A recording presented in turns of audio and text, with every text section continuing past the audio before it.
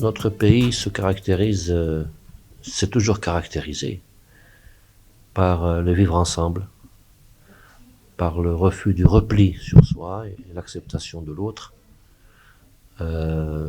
Et cela se manifeste sur de nombreux registres, dont notamment le registre juridique. Il y a d'abord notre Constitution, qui est la loi suprême, et qui réaffirme haut et fort cette identité plurielle qui est la nôtre. Et il y a également une expérience tout à fait inédite, singulière, sur laquelle a particulièrement veillé notre auguste souverain pour faire en sorte notamment que les Marocains de confession juive puissent toujours avoir la possibilité d'être soumis à leurs droits, c'est-à-dire au droit hébraïque.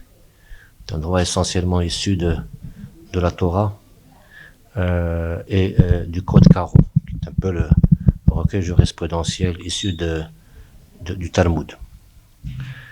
Et cette singularité s'exprime notamment par la présence au Maroc de juges rabbins qui portent la même robe que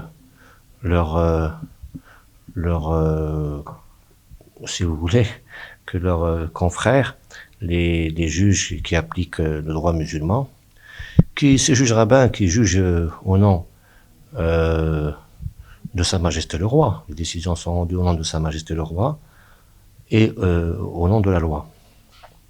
Et ils appliquent aux Marocains de confession juive, au Maroc, qui est une terre d'islam, ils appliquent le droit hébraïque. Tout à fait original. Et naturellement, ça, c'est une expression particulière de ce vivre ensemble, du respect de l'identité, cette identité plurielle.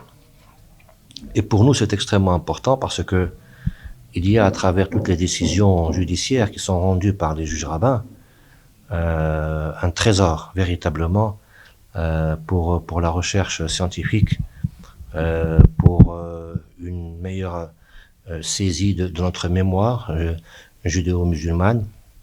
Et je crois qu'il y a, dans l'objectif d'ailleurs du centre, de connaître cet acquis et de le valoriser, qui est une manifestation, je le répète, parmi d'autres, du vivre ensemble séculaire qui caractérise le royaume. De nombreux conflits ont été portés devant les tribunaux, devant les juges rabbiniques au Maroc. Et ces conflits ont reçu des solutions. Et ces solutions, il nous faut les connaître. Et un de nos objectifs, c'est de codifier cette jurisprudence, d'en extraire les règles essentielles qui font que nous avons un droit hébraïque marocain.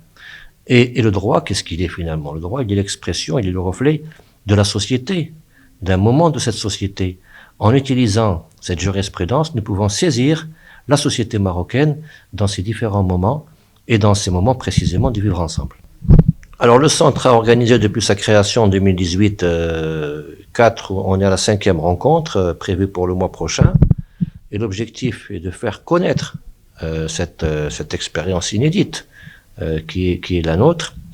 Et je voudrais rappeler que le centre a conclu avec le ministère de l'Enseignement et Essaouira Mogador une convention afin notamment de créer les clubs du vivre ensemble dans les écoles et les universités. Et à Essaouira, nous avons inauguré le premier club, et ces clubs se développent aujourd'hui.